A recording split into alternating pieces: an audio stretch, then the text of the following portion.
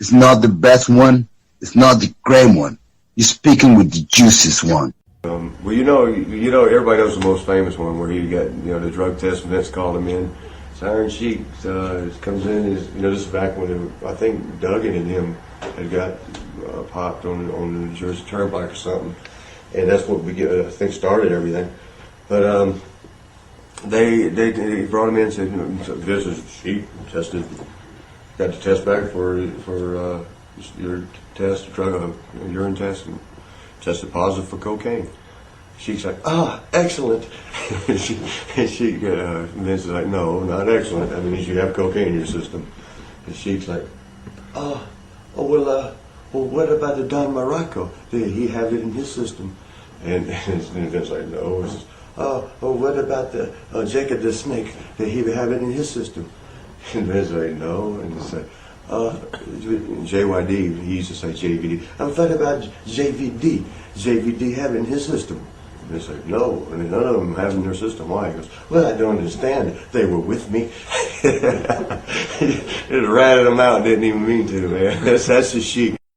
And there was a new girl there that took interest in it. And I'm like, man, let me go talk to this new girl, Sheik. I said, can she kind of watch for her? Oh, Marty, I'll take care of her for you, anything for you, Marty. So, he says he's going to hold on to her, kind of keep her in place, and let me see what's going to happen with this new girl. So as time goes by, a few drinks, the new girl ends up back in the room with her, and she's nice, she's pretty. Things are going good. And I've completely forgotten about anything else until I knock at the door. And I open the door, it's the police, and they're looking for somebody. I can't remember his first name, something Kasabucky. He asked him for his real name. And I'm acting like I'm like, I don't know who you're talking to. He wrestles Iron Sheik, actually. I don't know where his room is. They're looking for his room. So they go on down, and I knew exactly where his room's at. As soon as they left, I was running down the hallway to his room, and down the picture glass windows right there, there's ambulances, there's not fire truck, there's a police thing, there's an ambulance, and the girl that I left him with is being wheeled out on a gurney. And I'm looking out, and I'm like, oh my God. And I'm running, knocking on his door, and he cracks it just a little bit. Sheik, man, the police are looking for you. He goes, I know, Monty, get in, hurry. And I come in, I said, man, what the hell happened? He goes, Monty, let me explain to you, please. Sit down, take it easy, let me tell you. And he's like, he says, you know how you asked me to take care of girl, Monty, I take care of girl for you. She come up to the room, she asked for a drink, I give her a drink. Says she's a little tired, I give her a little powder, Monty, you wake her up. Says she's talking about feel bad, I give her some pain medication, Monty, I give her a drink, and she come to me and she said, well, Monty, no disrespect, Monty. I said, fuck Monty. Did Monty give you pills? Did Monty give you coke? Did Monty give you liquor? Fuck Monty. You a stupid bitch. And I give her a short clothesline. A short clothesline? What the hell's a short clothesline? Because Monty, right here. So she's on a gurney. Because Monty, she moved. She not know how to work. A very proud American Sergeant Slaughter one-on-one against the Iron Sheik. On that subject, I want to bring in Ayatollah Fred Blassie, along with Tiger Chung Lee. Yes, sir, Mr. Blassie. I've got Tiger Chung Lee going up against that wetback Mill Moskers, and I guarantee you, this time we're going to unmask that pencil neck geek. And that pencil neck geek that just left, he just talking about the hallowed houses of the Olympic Auditorium. Well, I know every brick, every stone, every screw in that building. Oh. And here's the man we're all talking about. The Iron Sheik. You're talking about Olympic Auditorium, Los Angeles. Look at all the medals. I didn't buy it, soldier. I built the Red Olympic 60 at Mexico City. Now, in the Los Angeles, I'm already getting excited. I'm on the doctor. Bring me down. Los Angeles, California. I promise all the Iranian people, all the Arab people, all the rare American, Los Angeles Olympic Auditorium. I'm already excited. Soldier, I lost something to Hulk Hogan. I'm gonna take it from you. خدمت همه شنوندگان ایرانی عزیز که در لس آنجلس زندگی میکنن سلام عرض میکنم، مخصوصا مرتضای تکیه مرتضای تکیه، سلیمان خاقانی، نوکر همه شما هستم. ایران داران شیک، آیت الله بلاسی، همه دنیا پهلوانای ایران میشناسه. سالجر لس آنجلس Olympic Auditorium. I bring you down and I'm gonna kick you just like I kicked the lazy camel. Woo! Woo! Belly. And there is tag team action on this great card. Hillbilly Jim and Corporal Kirshner combine their talents as they square off against former tag team champions Nikolai Volkov, partner of this man, my guest at this time, the Iron Sheik. This has got to be like the old country when you go to Sacramento. You're absolutely right, June. Mean a special state capital, Sacramento, thousand Iranian, Arab, Jew, everybody. If you don't mind, I want to say hello, khadmat همه شنوندگان ایرانی عزیز سلام عرض میکنم. الله اکبر. اشهد ان لا اله الا الله. No. You speak good English too, Sheik. Well, I prefer to speak my language first and then English. Now you listen what I say English. But I heard recently that young all-American boy come to the Big Apple and thousand, anywhere I wrestling with him, thousand American flag, and that makes me sick. Now, the state capital of the California, Sacramento, Wednesday, March 5th, we're gonna find out about the Russian man and the Iron Sheik and the Halle Belly Jim and the Corporal Kirshner. Halle Belly Jim, I know you're all American boy. I know all the farmer, pig people, and all the whatever, corn, whatever. Pick up the cotton. No, in the state capital, Sacramento. Pick up the cotton. What do you want to say to Kurt Angle? That's what Mr. Howard said. Yes. First of all, I want to say hello to the Howard Stone and Robin and all Artie and Shuli and everybody and Bob Levy. Second, I want to tell Kurt Angle I'm in the Olympic City, Atlanta, Georgia. That's because you come Olympic champion. Your last match was with Iranian, and they give it. Kurt Angle is laughing at you, Iron Sheik. You know, Kurt Angle. Kurt Angle's laughing at you. You come famous in the WWF. You are another whore like Hulk Hogan. Oh. That's the WWF. And now, wait a minute, Sheik. At least I made Hogan tap out. You lost to him. I can't beat the fuck out of you even right now. Sheik, hold on a second. Did you say Kurt Angle's a Jew? He's a Jew. He's a dickhead. All he's thinking about is dick. But I want to say it. I'm 67 years. Kurt is 40 years. I challenge him anytime he wants, anywhere. This is a wrestler. He was just signed to the WWE. He calls himself Iron Sheik Jr. And he, hold on, let me get this on here. I've lost the microphone feed. Hold on, you got to. Hello. All right, here we go. Iron Sheik Jr. Oh, there he is, Iron Sheik Jr. You lose the microphone, Stern. This guy was just signed by the WWE for $2 million, and he's calling himself Iron Sheik Jr. No, I don't call myself Iron Sheik Jr. I call myself the real Iron Sheik because that jabroni you have sitting right there in your studio is a fucking no good ass piece of shit, motherfucking jabroni piece of ass shit. This and guy, if I ever see him, I'm going to fucking kill him, you cheap fucking son of a bitch. Piece of fucking what do you shit. think of this fucking guy? He's stealing your whole he's act. a punk. You're a Piece of punk. shit. If you have a balls, come show me. Otherwise, you are like Michael Jackson. No, you're not. You are like Baltimore War. I'm Blair, but I am the man with the 10-inch cock. Right, you are worse than Michael Jackson. You are worse than Michael Jackson. You are enough. You have 10-inch cock because you put it in a guy's ass, you piece of shit. Well, if you're the man enough, come show me, motherfucker. I'm gonna fuck your ass, and I'm gonna break your back and make you humble. Orgullosamente Latino hasta la muerte y después. Worldwide Latino pride, the ambassadors of violence. LAX, K-Dog, the notorious 187 homicide. Bang, the dang, the dang, dang. Don't say nothing. Bang, the dang, the dang, dang. We be jumping. Bang, the dang, the dang, dang. Just act like you know, and homie, stop. I can do stomping. I'm from Miami, not Compton. Down with the essays in the 6-4 hopping. To my Boricuas in the 787. And those up in Brooklyn pulling 211. I come through stomping, rolling in my low top chucks, making sure you suckers feel me every time we buzz. Shackled up like a nut, going 50, 150. G'd up and the feet up, greased up in some dicky. Welcome to Keepin' It 100 with Conan. Millions and millions of downloads and pound after pound of Iranian tobacco later.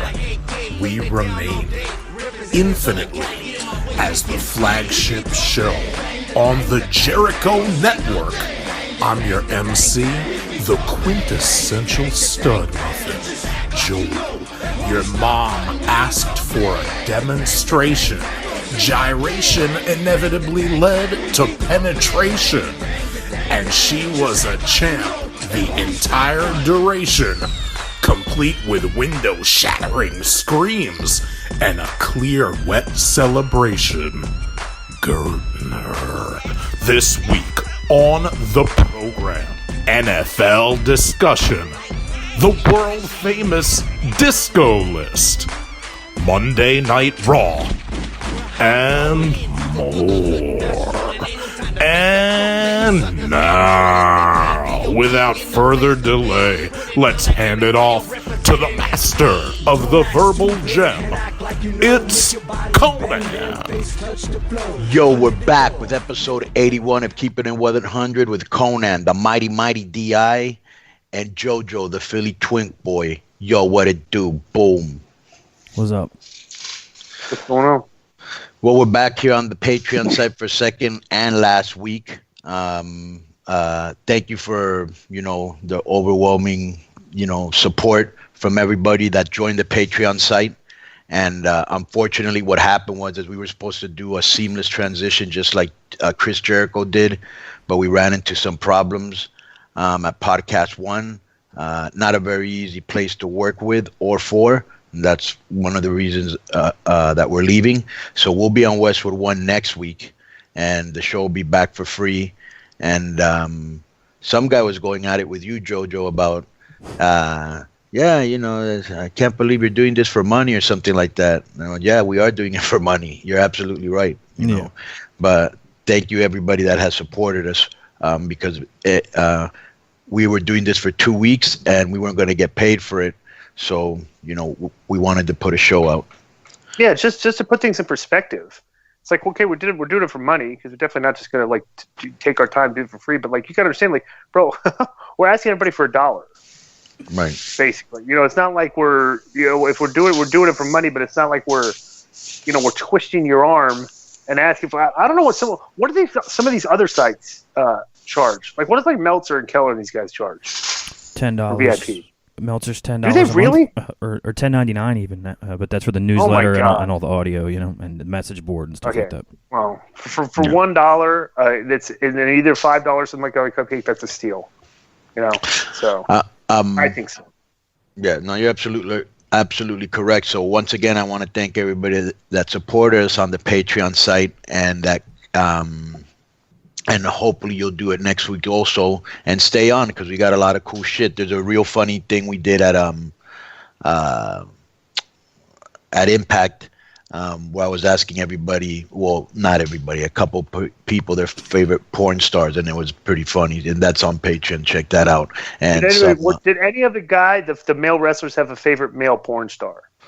Yes, and one of them is not a wrestler and is a good friend of ours, Jeremy Borash. He's very quick with 3 names. Is his favorite porn star a male or a female? Well, he picked 3 males, I believe, and 3 females. Yes. So that's interesting. Wow. Did he pick some classics? Like, did he go with the John Holmes and the Ron or is he up to speed on like? I brought John Holmes up. John Holmes was struck down. He liked that Rico Cicafrelli or whatever his name is. Rocco Siffredi. Yeah, that guy. And he liked. I brought up TT Boy just because I think that's a funny name. He did not like TT Boy. Some guy called Jeremy something. I don't know what. And then Kevin Kleinrock must have heard the show because remember he used to work for Rob Black. Right. Did he really? XPW, yeah. Oh, I had no clue about this. Yes. He was Kleinrock used to work for Rob Black? Yeah. What did he do? He was kind of like their booker, kind of. Yeah, production, creative, for the rest like that for XPW, yeah. Yeah, because not for the porn. No, not for the porn, but still, he worked in the porn company too. I don't remember exactly what he did. Like everybody was working in both sides. For example, some porn guy's name came up, porn star's name came up. I can't remember, but anyways, Kevin saw it on the Patreon site, and then he wrote back that porn star used to be a cameraman for XPW.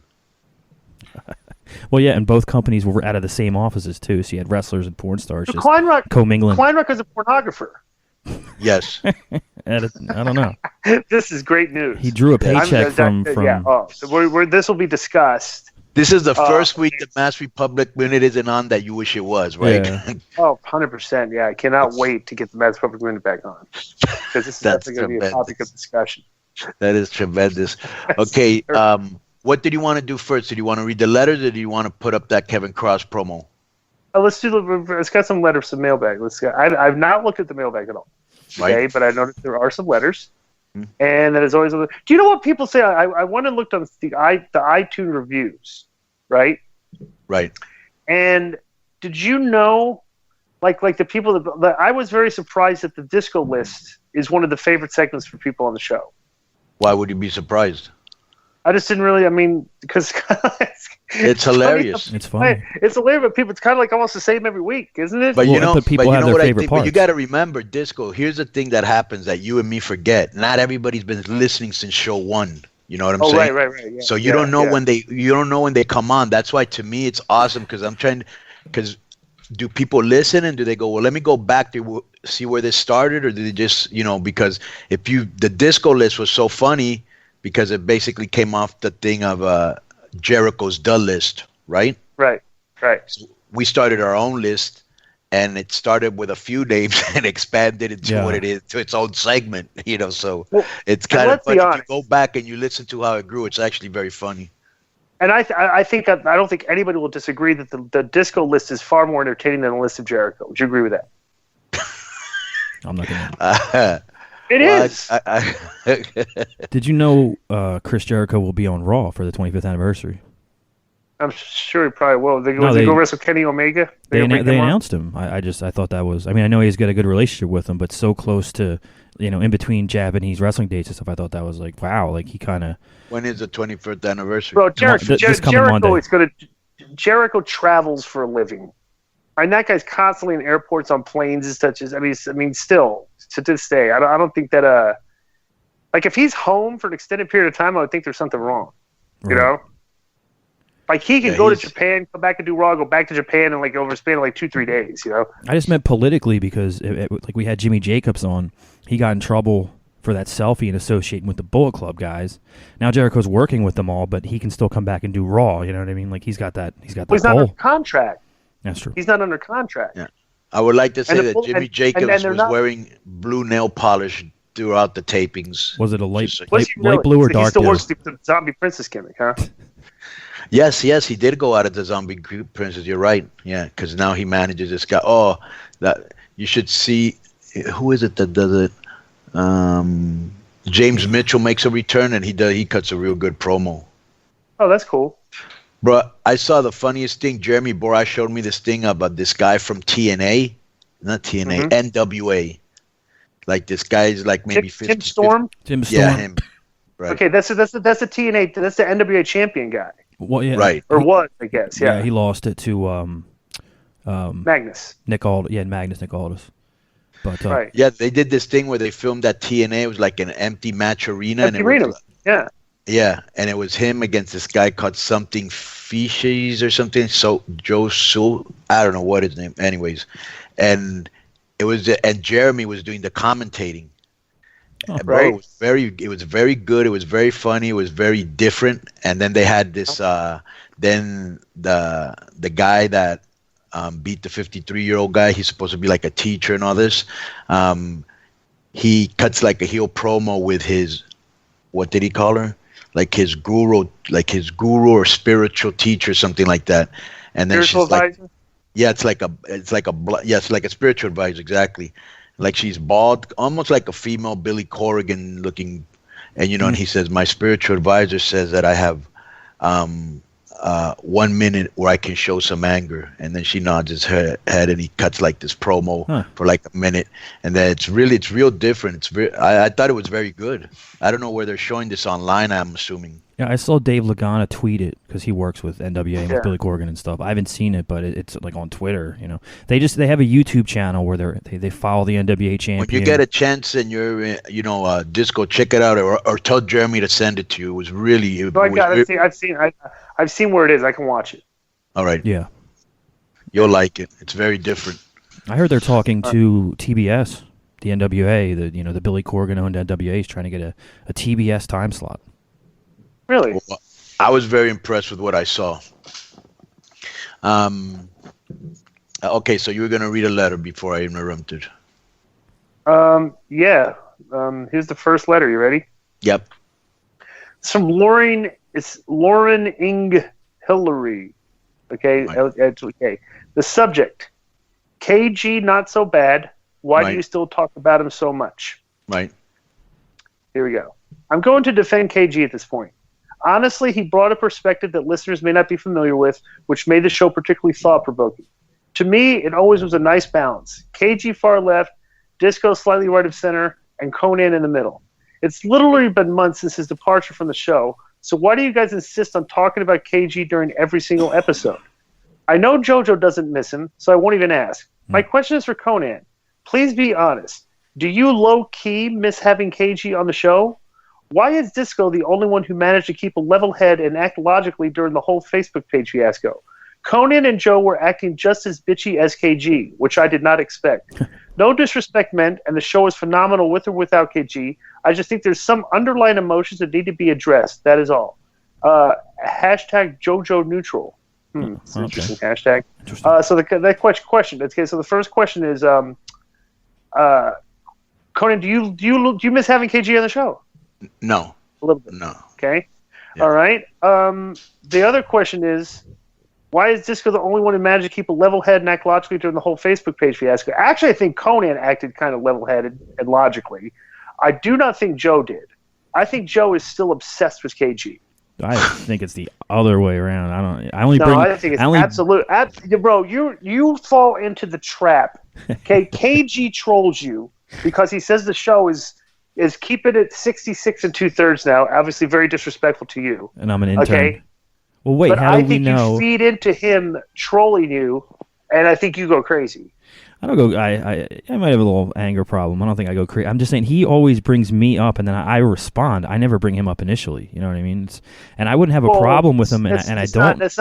First of all, it's not necessarily true. Okay, because the trolls bring him up because you're blocked.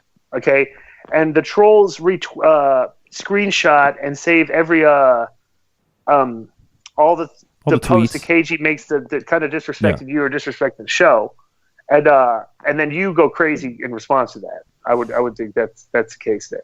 Yeah, well, I could agree with that. And sometimes I think like I should respond less, and then sometimes I'm in a bad mood and I respond a little bit more. But I mean, the only thing that really bothers me is that I thought he and I, got along and were friendly and stuff like that. And I didn't cause him to leave the show. No one caused him to leave the show. He left on his own. So when he turned against me and stuff like that, it was just unexpected, and it just pissed me off. Like I thought we talked outside the show and stuff like that, So did you think that him turning on you was an example of positive mental attitude? I did not think so. I still do not think so. But I don't have. It's kind of negative mental attitude, actually, wasn't it? And MA. You would think if he would go if he left the show, he would just like, hey, wish us all the best of luck to the show instead of disrespecting you and the show going forward. Bro, you know what's funny? Somebody sent me this. I'm sure you guys have seen it because I've been really out of the loop since these Impact tapings. But like right before I left, somebody sent me this thing where I guess he had taken over like the Clown's Twitter account. Oh, yeah. And yes. You could tell right away. You could tell the first tweet that they had that it was KG tweeting. Right. Well, so what did you see? That was just funny because the fans were like, hey, keep your leftist views to yourself. You're not my boy and all this. You know? Yeah. Right. They're healing on the Clowns now. Because they knew it was KG posting because he said he took over the Twitter account. Right. But I do think, not to spend too much more time on it, that it is a little unprofessional and unfair to continue to use the Facebook page as he does, but to promote his own show and his own shirts. I tried to go on the Facebook page today, and I actually got hooked on the other one. What's the real one again? K100 Conan. K100 Conan. And the fake one, I think is keeping it 100 with Conan. You know, you can tell because the fake one still has KG in the picture, right? So yes, and it still has his ads for the Kevin Gill show, like every week. Pennywise looking ass out there. So that's all. Well, here's the problem. It's just silly. Here's why he's capitalizing on that. Okay, that if you go to Keepin at 100, and if like you Google Keepin at 100 show reviews or anything and all that, it sends you to that Facebook page. Yeah. Like that's the first thing that comes up in the search engine is that Facebook page. So people that are Googling is looking for us and stuff, they're going to be directed to that Facebook page. Right, but I mean, you're right. It's taking advantage, but not again in a very professional or forthcoming way. You know. Right. That goes without saying. All right. Next. This is from Mike Nuno, and the subject is manscaping, and in parentheses he puts no homo. All right. Hey, it's Mr. 98 from Oakland, California. Okay, wait. For the snort charcoal that Joe did when he laughed. Go ahead. I'm still very sick. Did you hear it? Yeah, yes, I did. Okay. What's up, Conan and Disco? I'm a day one listener and Keep It 100. I was even at the live show y'all did in Stockton. Did you remember that guy in the front row that fell asleep as soon as KG started talking? I'm the guy that woke that guy up, and my question is to say of you, how do you guys manscape? No homo. I'm 25. I don't mind a bush on a female, but I myself don't like to have hair down there. I've shaved before, but I don't do the balls or gooch area because I'm not trying to cut myself. Fuck around and bleed out in the bathroom with my testicles hanging out, looking hella stupid. I thought that you guys might have a way that y'all do it or know of ways people in the wrestling industry do it without any danger. Thanks for reading this shit and answering me. Stay keeping it 100. # we want the juice. Yo, I'd also like to add that I was a KG fan, but when he went on Killing the Town and allowed himself to be treated like a bitch, I lost all respect for him in the commentary, and his commentary on Triple Mania sucked. Okay. This is a ridiculous question. I mean, manscaping, everybody just shaves with a razor. But that question is the reason the juicy love line is no longer on. Right, and this guy's trying to say he's not a homo. I would definitely think that the detail he wants to be put in the answer is kind of little shady here. So just get yourself. That's not the type of question. We'll answer questions, but that's not the type of questions we want to hear on the show. All right, so I'll answer save them. Those for the juice. Get yourself a beard trimmer. This guy wants the answer. Wait a minute, Joe wants the answer. What? Get yourself a beard trimmer. And just never use it on your face. Just use it. Yeah, you need to have 2 separate beard trimmers in 2 separate locations so you don't get confused. You know what I mean? One's for the face and one's for your junk. All right. So here's the next one. This is from Big Baby 316. Yes. Is this the same guy? Yeah, this is 4th one, I think. This is 4th. Yeah, this is another response, and his subject is I concede. All right. Finally. But just in retrospect, just to repeat, this is the guy that thinks he is a racist. Yeah. Thinks he's not a racist, even though he said he would use the N-word if his daughter was dating a rapper. All right. And I suggested he take sensitivity classes. All right, we did. So here's okay. First off, I just joined Patreon for $1. Well worth it. I agree. Maybe I'm more offensive than people care for. Laugh out loud, but I'd point out I didn't even say the shit. Laugh out loud. I just don't think Hogan is racist because if I put myself in his shoes, I might have said it, and I got the balls to admit it. Thanks for conceding that I'm not a racist. That was my biggest point. Love the show. No matter how much you bury me, I'll keep listening. This is the only podcast I've ever paid for. Be proud of that because I'm as cheap as they come. Nice. So, let me, okay, big baby 316. Maybe you're not a racist, okay? But like Conan did agree, you need to go through sensitivity training because you do things that people, from their perspective, might consider racist. Yeah. Okay, and there are things that if you're not racist at all, you just wouldn't think of doing. You know, so that's so there is question. I don't even think you know exactly what racism is the problem. And I don't even know exactly what a lot of people think racism is. You know. Well, he can celebrate Monday because I think his boy, the Hulkster, will be back on television. You know, that's the rumor. He claims he's not. Hogan claims he's not. Oh, I thought there was he was announced accidentally or something. Oh, he was? Like on some ad. It could be a mistake. I don't know. Interesting. I got to go to because my cell phone cannot post. Oh, wait, here we go. Here's another one. This is from Luke Smith.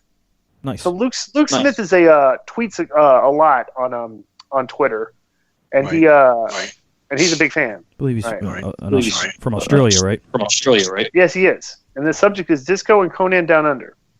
Hey guys, listener from day one, and this has quickly become my favorite podcast. My question is for Disco and K-Dog. Do you guys have any good stories from traveling to Australia while touring? I know Conan said the podcast before about Hoovy taking the bath salt drug and being on another planet in Australia, but I've always heard reports of you guys being on tour like in 2001, 2002 that done huge business down here post-WCW and selling out the MCG Arena in Melbourne with guys like Nash getting huge pops in like 2002. I'd imagine the parties with the crew would have been tremendous while on tour. Keep up the good work. Conan, keep enjoying that mighty fine Iranian tobacco. Disco, you're over. Keep trolling those shit ant Canadians like Paul Lazenby, who takes themselves way too seriously on Twitter. And as for JoJo, he plays his role as producer, doesn't try to take over every segment like that loser KG used to do. But Conan, kazoo JoJo anyway. Luke from Brisbane, Australia. I don't like him anymore. Okay. Do we have any stories? Yeah, we used to have I'm not a lot of specific stories, but we used to go out all the time. Australia was one of our favorite countries by far. That's where Conan met his wife. Right. Was in Australia. Right. Yeah, Stacy and Stacy Misakaitis. What was it? Where were we at? Was that in Sydney or Melbourne? Melbourne. We were in Melbourne at that club. We were at a club downtown. Do you remember the club we were at? I think it was in a casino. A casino club, right? Yeah. No. I don't think we're at the Crown because I don't think we were there. I think it was like a different club that was like that you had to drive to because we stayed at the Crown. Right. Usually near the Crown, but it was a different place. I remember that. I don't think it was that club that we went in WCW where we took over the club that time. Yeah, bro, great place, friendly people, a lot of things to do. If it wasn't so far, I'd live there. I would agree with that too. I would say the funny thing about Australia is that when we went over there, it was difficult to get accustomed to the fact that you don't tip over there. Right. You know, it's like we tip anyway, but like you found out, we didn't really have to tip as much. Yeah. But the only problem with tipping, with the lack of tipping, is that the service in certain areas of the service industries was not good, specifically pointing to the cab drivers. Okay, the cab drivers had no clue how to get anywhere. Right. That was a fascinating thing about them. And this is 15 years ago. I'm sure with GPS now they know, but like that was the one thing that like I'll never forget about that place is I got in a cab and I told the guy, hey, we're at the so and so hotel. It's right across the street from the what's that big amphitheater called in Sydney? The Opera House. Oh yeah. Mm-hmm. I said it's right across the street from there, bro. The guy was like driving the opposite way, and for like 5 minutes ago, bro, I go, bro, where are you going? I don't know. Maybe I go, well, back. Oh, I don't know. He's like, I don't know. I was like, Jesus. He could have been trying to fleece a couple tourists or something like that. Maybe thought you guys were tourists. And the other thing too is like after 10, 11, bro. There is nothing better than going to another country, or even in the United States. This happened to me, and this is pre-GPS. And telling somebody an address, and they don't know how to get there, or they opened up a map. And they still got lost. You know what I'm saying? And you're a taxi driver. Like your job is to know the city. You know what I'm saying? Right. Yeah. The other good one was like they'd call somebody on the phone and ask them how to get there. Incredible. Right. Did you guys watch Raw last night? No, I did not. I saw I saw the last hour. What did you think? It's nothing that keeps my eyes on the TV. I mean, I have it on, but I'm looking at my phone. I'm doing some other things. But I thought the Brock stuff was pretty entertaining. What happened with Brock? Yeah, I don't. Fucked up a lot of shit. Do you mean Brock or Braun? Braun, excuse me. Braun. Okay. Yeah, he fucked up a lot of shit. He which people love. Yeah, he was just causing major damage, tilted the truck over. But bro, here's the thing. So I guess I was at the gym today, and I was listening to Keller, and he has some Australian guy that does the reviews with them. Right. And this to me was like this to me is like a problem. And like when these guys like review the shows and stuff like that. Is that basically they're psychoanalyzing the details of the show, like the camera angles, because they do one of those things like he went in the production truck, threatened to bust up the production truck, and like there's just so he leaves the production truck, he takes the actual truck part, pulls it away from the actual production truck, and then takes the truck, the 18-wheeler part of the front end of the 18-wheeler thing, and tilts it, pushes it over, like in the show of Superhuman Strength, right?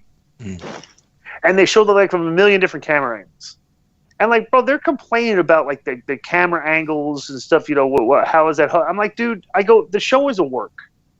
I'm like, if you start when you start looking at like trying to analyze the creative part of the show, and you're talking about like why would a camera be there or why would the camera, bro? It's like you're not speaking for fans. Right. Like fans don't care about that stuff. You know what I'm saying? Critics care about that stuff. And like, you just look at the totality of what they did. They took a character, he caused major damage, and that's what they're trying to get over. He's a monster, right? Right. But you psychoanalyze what they're trying to do there to talk about, the camera angle, why would the camera bend? It's like, come on. Right. It's like that is so. Then by that theory, you should ask why is the camera anywhere? Well, and bro, then we start. Why was the camera there? In right. Star Wars on a certain scene. I mean, you know what I'm saying? Here's the point I want to get to, and this is why people, when these guys review the shows and you rate the matches and you give them the details like that. Why would the camera be there, bro? It's like your suspension of disbelief when you were watching the show never existed. It's like when I watch professional wrestling, okay. I'm not watching it like I'm not reviewing the match. Like I've never looked at a match and okay, that match is good. This match is good. I've never looked and say, oh, this is a 3.25 star match. There's a 4.5 star match. There's a 1.5 star. I've never looked at it like that. I've always felt when I'm watching the show is that when something happens that the crowd pops on, I'm emotionally invested in that pop too. I'm excited. I'm a fan of that, and I see that happening. I'm excited for that. You know what I'm saying? Like when I see a heel getting good heel reaction, I'm not like, I'm not when the fans are booing and when the fans are cheering during a match, I'm engaged in that. I'm not looking at that. That move didn't look so good. That's about. I'm not looking at it like that. You know what I'm saying? And that's when these guys are like are kind of like the industry leaders in like reviewing the shows and stuff, everything. And you never had suspended your disbelief from the time you started watching. It's like, who are you talking to here? You're like, what's your audience? Are you just trying to smarten everybody up and make them a critic too? You know what I'm saying? It's like, I just find it difficult that these people cannot look at the show from a fan's perspective, even though they're kind of fans, is all they are. You know what I'm saying?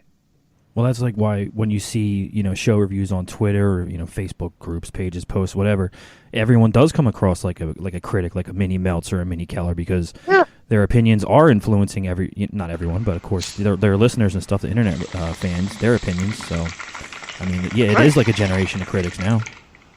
Yeah. And bro, to me, and like Conan's booked, Conan's promoted, when ultimately when you're looking for talent, you're looking for people that know how to go out there and get a pop. And Strowman You know does. what I'm saying? And that's all that really matters. It's like listen to the people, listen to what draw, listen to you can feel. It's like I don't know, bro. It's like the shows should not be criticized on this type of level, like on a show to show basis. You know what I mean? You know what I thought was great, and this kind of settles like, what's that camera doing there, or why is someone filming? Back in the late '90s, WWE did that GTV, and it was like a hidden camera thing where it was supposed to be gold dust. He put a hidden camera in this locker room or behind somebody's bag or something, and that would explain why a camera was there to progress this storyline or that storyline or show why this match was happening. It was just a clever way to do it rather than just, oh, there's a cameraman there. WCW did it with the Kidman. He had the Kid Cam, right? It was the same kind of thing. He would catch something by accident. I think TNA did it with Alex Shelley, where he would have the camera and just catch something that would spark a feud, or you know what I mean? So, but why would you be even thinking it's a TV show? I mean, how else are you? I mean, why are you even thinking that? It doesn't matter, but it makes it like, oh, that's why the camera's there. Like, there's at least, you kind of feel like there's a reason, I guess. I mean, I'm just trying to think of for every show and every movie too. No, that's true. I mean, I thought of that because why does that have to be explained? I think they're bringing it back Monday, like GTV they do it all the time. Like they're constantly reviewing shows like that. Oh yeah. So I mean, I think they're getting too insider or too smart for their own good, or trying to impress somebody with look how analytical we can be when this ain't a wine tasting contest. Like you're looking for consistency, you know what I'm saying? And it's a wrestling show. Well, was it good? Was it bad? And why was it? Why? But we don't need to get that intricate. What are you going to say, Joe? Well, just think about this for an example, not to keep harping on it, but I just thought of it. Like, remember the scene back in the day when the Horsemen attacked Dusty Rhodes at like a gas station and they broke his arm? Well, they explained it because, like, okay, JJ grabbed the camera, or like when the Outsiders had a camera on the road and then they run the Steiners off the road, like those guys, well, they have a camera. So it seems more like, I can't think of the word I'm looking for, the more sensible than just like, hey, there's a cameraman here. That's all. I mean, I don't pick at it like that, but I see that a lot, and I just think it's a better show when you explain why something's being filmed. Maybe someone had their camera phone back there and they caught Braun doing the destruction. You know what I mean? How about it's a TV show or a movie and cameras are used to promote it that way, and that's all there is to it? Why do you have to break in the middle of the thing to try to explain, oh, this is why we're shooting something that isn't even real? No, I got you. Does that make sense, Disco? Yes, it does. Because I'm just saying, it's like this is the one thing that I think these guys fail to realize is that the fans that watch the show, okay, suspend their disbelief. They watch a show, they either like it or they don't, and if the show's good each week or they like it a lot, they'll continue to watch it. If the show's not good, they'll probably stop watching it. Okay, and those are really the only fans that really matter. The ones like the ones that are driving the needle. Because the critics watch the show every single week, regardless of whether it's good or bad. You know what I'm saying? So what they do is cause their critics. They look at the show and they're trying to pick things out of the show to try and show like, hey, we're the smartest guys in the room and we notice this. But you're noticing it like you're talking to people that don't care about that. You know what I'm saying? The fans don't care. Who do you think's the worst out of all the guys that you hear that does that? I think Keller's pretty bad with it. Yeah. I think Keller's pretty bad with it. Like stuff that, I think Dave kind of, bro, all those guys are just in a weird spot. It's like for me, it's very difficult for you to, have a newsletter that posts spoilers, that talks about angles months before they happen, and to sit down and watch the show and engage in it the way it's supposed to be watched. You should just never be in that spot of where the fan needs to be to enjoy a wrestling show. And I don't think they really ever enjoy the wrestling shows. All they really do is they enjoy the matches. Because when you're not suspending your disbelief, you're not really enjoying the rest of the show. So it's like, I don't know. Look, he must enjoy something because he gives plenty of matches from Japan 5 stars or whatever it is. 6. Yeah, exactly. Exactly. I got a funny thing I got a guy that follows me on Twitter. Right. Okay. By the way, Kleinmark wanted me to shout out these guys. I guess this guy's post on the Patreon page. Okay. And this guy's Michael Velasco. Right. I guess his name. I have trouble reading this. Michael Velasco. Right. Yo, huge fan of the show. Glad to finally be a Patreon member. Long overdue. Tell Disco he is over with me. Michael Velasco from Midland, Texas. Thank you, Michael. And Aero Lucha is going to be all over Texas for from January to July. So come check us out. Oh, that was a good spot to promote that there. Yeah. Boom. Tell them to come watch Aero Lucha. I want to show something here on Twitter. So I got this guy, the guy that used to follow me. Bro, do you remember in the Wrestle Zone columns when we used to do thing? Remember Marty Too Hottie from the Wrestle Zone forum? No, not really. Big fan of Vince's, big fan of Russo's stuff and all that. So he used to post, and he's been a follower me on Twitter and stuff and everything, but but Russo muted him actually because he's kind of annoying a little bit. But I'm not going to mute him. So, but he had a series. He lives in Japan now, okay, and he had just a very interesting because we talked about this on Vince's show about the Japanese wrestling and stuff. Everything, everybody put it over and stuff. And this is from a guy that lives in Japan. All right, Are you ready for this? Yeah. Okay, he's talking about because we had I talked about the reason. Like when you watch Wrestle Kingdom, and like you try to compare like Japanese wrestling to wrestling over here, it's just two completely different products because the fans' suspension of disbelief in Japan is way different than it's here. Here, there's a bunch of smart marks in the crowd, and I was saying that Japanese fans kind of still think it's real. And I was like, Vince was like saying, "What? No?" I'm like, "Bro, they think it's kind of a shoot, like because they still cover it, like in the press, like it's an actual real deal." You know what I'm saying? Like they have reporters show up after the matches, And so he tweets, right? So this is some tweets he put. It's from Little Mac. Is that Marty Tude? It's true. I asked my coworkers in Japan, and they don't know the pro wrestling scripted. They are shocked when I told them. Okay, is that the real Disco? People in Japan are well dressed in general. They're polite and respect the sport. The fans think it's real, and the regular people don't know that it's scripted for the most part. Let me see.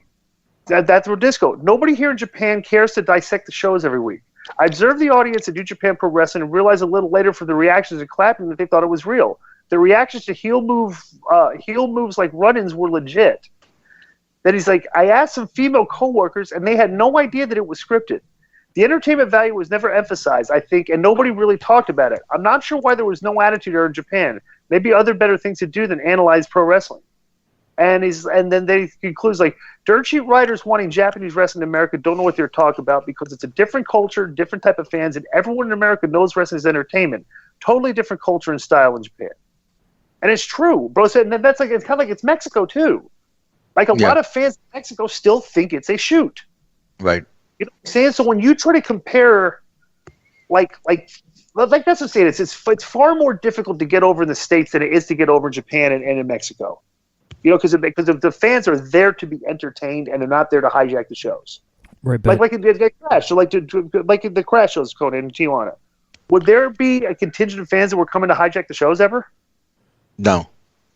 Yeah. So it's just like that's the thing, man. It's like you can't. You can't. But also compare. the two things I understand. I can see how they could think it's real because, like after. You watched Wrestle Kingdom. Remember that one a lot of matches, but there was one match in particular, and it might have been the hair versus hair match, where they were just slapping the shit out of each other. Where there's nobody there that's not thinking, wow, this isn't real. You know what I'm saying? Or remember that thud when the guy headbutted him, Shibata, a couple months ago? Yeah. So they probably go the extra mile to really make it look real since people think it's real. You know what I'm saying? They want to keep that realism. That's my question, though. Yeah, and let me just say one more thing because this is what I initially wanted to say. One of the reasons that fans weren't hijacking the Crash show is because we give them what they want to see, and I think one of the reasons fans hijack shows in the U.S. is because they're mad at what they're being given. You know what I'm saying? Yeah. Right. And I usually attend House of Hardcore shows, and the crowd never hijacks the show there. The only time I've ever seen that happen was that Austin Aries interview that we've talked about on the show. Other than that, it's always like Dreamer, puts on a pretty good show, so there's no need to make dickish chants or do a wave. That was the only time I ever saw that happen, was that Austin Aries. And even though Austin Aries gave me some vegan beef jerky, which was incredibly tasty, when you come up for a promo, you don't talk about your book, your vegan book. So that's why the people, bro. So I was talking to him, and he was telling me that he's a vegan and all this other stuff. And I was like, well, give me some of I said, bro, all that stuff tastes like crap to me. That's why I can't get into it. And he was like, oh, you got to buy this thing. We got to get him on the show, but he was telling me about these burgers, and he says they're incredible, and that they're vegan burgers, and then he says, and there's other stuff that tastes good. So I said, well, do you bring food with you to work? And he goes, yeah. And I go, well, every now and then, let me taste something, because if I like it, I'll buy it. I'm trying to, always eat healthier and look for alternatives. And so just during the day, he just comes by and he goes, here, try this vegan beef jerky. And I was thinking, this is going to taste like this vegan hamburger they had a couple weeks, which tastes just terrible. Yeah. And it was very, very good. Well, the vegan food doesn't taste bad. A lot of it, it's just veggies, basically, I do. Yeah. What I'd eaten was really bad, so that's why. I do own his book. Why are these tweets unavailable? Well, here's the thing. So I guess the Young Bucks, said something. It's like Daniel Cormier. I really don't give a fuck how many dropkicks you do. I was asked about it. Stop playing with me. I'm fighting this weekend. So then the Young Bucks said, "Yeah, you must be a fan of Jim. You're starting your own angle. You must be a fan of Jim Cornette." He's like, "I'm fighting this week." Daniel Cormier's like, "I'm fighting this weekend in a real fight. I don't have time for this bullshit." Right. I don't need your angle. You or your angle. I'm good. I guess they say something because the quote is unavailable. I don't know why. You don't believe I make seven figures? All your garbage and you don't respect fans don't work on me, bud. Honestly, you need to chill out. You may see me one day. Interesting. Wow. So then the Young Bucks say, I'm deleting all this toxic garbage. No need for it. I don't have the time or energy for it. Nothing but love to the ones who love and hate us. Let's all just try to get along. Then Daniel Cormier, this is like for an hour ago, he says, I apologize for the hate you've gotten. I've received a ton too. It's not one way. I'm in the middle of fight week and get agitated easily. I apologize. I wish you nothing but continued success. From all I see, you guys doing amazing. Good luck in the future, DC. Interesting. Wow. Very interesting. Here's this your boy again. This Sean Ross Sapp. Sean Ross Sapp, yeah. Yeah, it says it's real fucking weird to see people treating Daniel Cormier like a jabroni because he answered a question about pro wrestling and has only lost to the greatest MMA talent of all time. If he wanted to work an angle, I'm sure ROH would have him. Yeah. Yeah, but bro, let me tell you something. These pro wrestling fans are really just egotistical bunch of fucks. Like some of them, the smarky ones. Yeah. I mean, like they think, what I'm saying, but bro, don't fuck with the UFC guys. Right. Like Daniel Cormier said, these guys, some of these guys are freaking nuts. That's why they fight for a living. It's like if they see you, like if you said the wrong thing to them, you don't know you don't know what they might do. If you see them one day, I would never want to fuck with these guys. Like when I trained Baroni and Bonner, I give these just the ultimate respect for what they've done. You know what I'm saying? They fight for real, like shit. And they're respectful too. And they're very respectful. But I'm telling you, if you're gonna disrespect them, don't. Yeah, and that's a snowflake. That's the typical snowflake that stirs shit up, right? Then when you call him out, now you're bullying or now you're being, you know what I'm saying? Right. But they always instigate the shit. Always instigate the shit. And let me tell you something. Just from being around Baroni and Bonner and stuff, they got short fuses. Yeah. It's like you kind of got to smarten them up. Like, hey, don't that's like if they want to kick somebody's ass, if they think people are fucking with them, right? Like they might do. And my brother, not like he's saying you got to smarten them up to wrestling. It's like we're not like that, We'll never fight another guy. If they're messing with you on Twitter, they're just trying to get themselves over. And stuff like that. But I know for a fact that these guys would definitely, if you disrespect them, you know, and they see you, it might be time for you to pay your bill. You know what I'm saying? Right. Yeah. So this has been the intro. Enjoy the rest of the show. Boom. Yo, this is Antonio the Promise Thomas, formerly of the Heartthrobs, now wrestling as Thomas Santel, and you are tuned in to Keeping It 100 with the lead dog, the heart and soul of LAX, and my fellow Celtics and Red Sox fan, Conan. Also, my boy Jojo the producer, and the MC of the affair, the cookie butter Oreo king, Joel Gertner. But last, but certainly not least, how can I forget Disco Inferno?